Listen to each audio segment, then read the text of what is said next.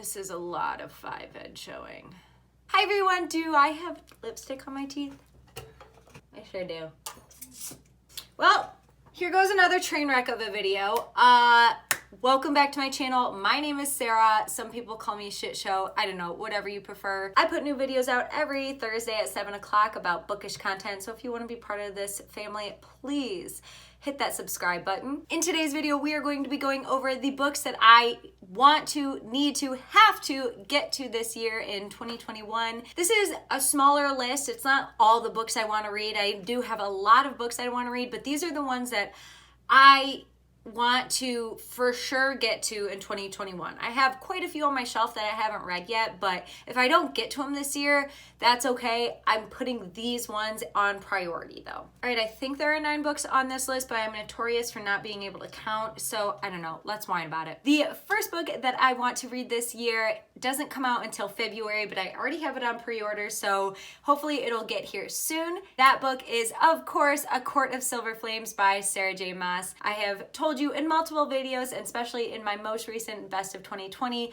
A Court of Thorns and Roses series is one of my top tier can't live without it series, and I am so excited to see Nesta and Cassian's point of view in the follow-up series of A Court of Silver and Flames. I also just need more Sarah J. Maas writing in my life. I have 2 series on my TBR this year that are specifically Sarah J. Maas just because I want to get through her backlog. And that is a beautiful segue into the second book that I very much want to read this year. It's really a series, but we'll call it a book.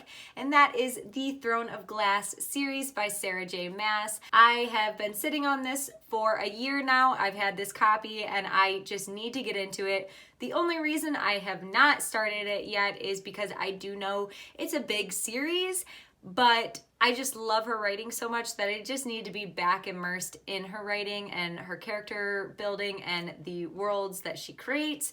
So definitely want to pick this one up once I finish A Court of Silver Flames. After that, another larger series that is very popular here on YouTube that I finally want to pick up this year is City of Bones by Cassandra Clare. This again is another massive series that is continuing to be added on by Cassandra Clare, so I definitely want to get started. A lot of people here on BookTube recommend starting with City of Bones only because this is the first one that Cassie Clare recommends reading because this is the first one that was published. So that is what I'm going to do. I'm going to start with the Mortal Instruments and go into the Infernal Devices and so on and so forth. So very excited to finally meet these characters. I see all of this fanfic all over Instagram. I feel like I've spoiled myself over and over again, but I have the brain the size of a walnut, so I'm sure I'll be fine. I should forewarn you that this TBR has quite a lot of series on it, but those are the 2 big daddies out of the TBR. The other ones are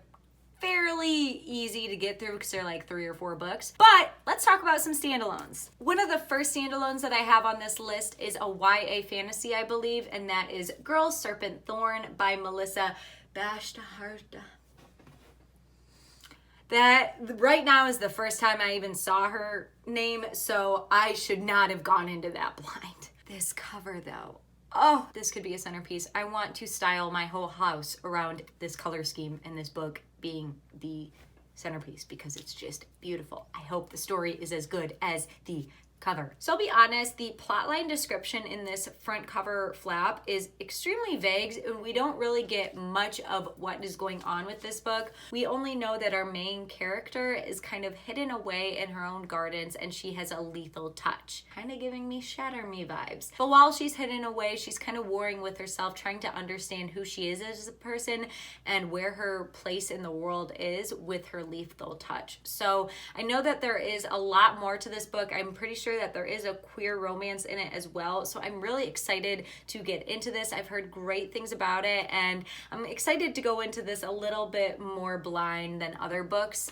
because you can't really gather much from that description, but that's okay. And the only other standalone on my TBR for this year is an adult fantasy romance, and that is Den of Vipers by K.A. Knight. If you have been on Book Talk or BookTube in the adult romance anywhere, you have probably heard of this book. I have been so excited to dive into this. This is actually the next one I'm going to open up here soon. This is one that I am not going to read the back back for you. I have not read it and I don't want to. I really want to go into this one completely unknowing. The only things I do know about this is there is a reverse harem, which I absolutely love in books, and I do know that there can be some sexual triggers in here, so if that is something that may bother you or you need to be careful about, definitely check out the book's description before going into it further so you know what you're getting into. But I cannot wait to read this. I think this will be one of my 5-star reads this year. Now from here on out, the rest are series, so let's just dive right in. The first of which is All the Stars and Teeth by Adeline Grace. This is one that I purchased last year and I've been dying to read since last year, but once the summer ended, I felt like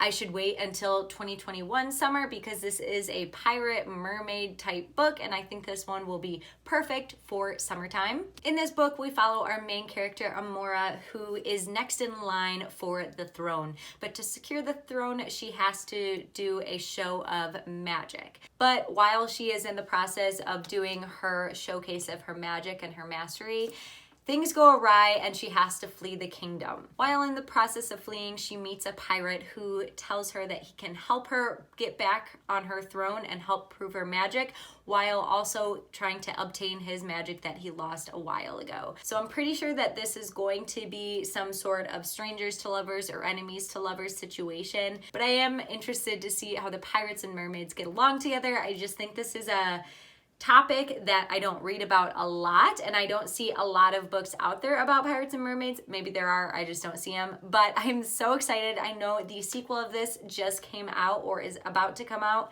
and so I want to get into this one this summer. After that, again, if you are on Book Talk at all, you have heard of this book a million times over, but I finally got my hands on the first one, and I just cannot wait to read this. That is From Blood and Ash by Jennifer L. Armentrout. I have heard just amazing things about this author in general that I want to read her entire backlog, and I have not even read one book. And again, this is another book I don't know much about, but I saw the blurb on the back that said it's a sexy, addictive, and unexpected fantasy perfect for fans of Sarah J. Maas. I just knew right then. I'm like, all right, you got me. Also, I've just seen a ton of fanfic on this on Instagram, and again, those reeled me in as well. So I already know this will probably be a 5-star read, so I just cannot wait to get in this and meet Poppy and Hawk finally. And then a series that I really want to get into this year is Furyborn. This one has been on my list for a while now, but I finally got the entire trilogy for Christmas, so I'm very excited to dive into this. This series is extremely interesting because I believe we're following 2 timelines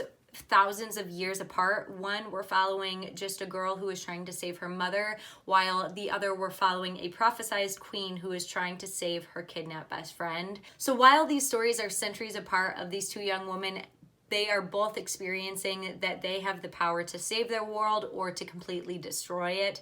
And while we're reading both of these stories back to back, they kind of intertwine and kind of, you see the correlations between the 2. So I'm really excited to get into this. I think this is one that I will probably binge all 3 books in a week because I've just heard great things about this series. Last but not least, a series that I really want to get my hands on this year. It has been out for quite some time now, but I have not picked it up yet, is A Touch of Darkness by, I forget the author, but I will put the cover right here. This one is a fantasy enemies to lovers. It's a retelling of the story of Hades and Persephone, but in an adult fantasy romance situation. So I'm really interested in picking that book up. I think there's only 2 in that series, or maybe 3, I'm not sure, but I'm hoping to pick that one up here shortly so I can read through that series. So those were all the books of 2021 that I need to get through this year because I am just dying to read them. Have you read any of the books on my list? If so, sound off on them on the comments below, but please no spoilers because I am super excited to read these and I don't want to have to read spoilers. If you haven't read any of these, please let me know what you're trying to read this year. I'd love to add more books to my TBR, and you guys' suggestions are my favorite. Other than that, I hope you guys are having a great day, and I'll see you in my next video. Bye!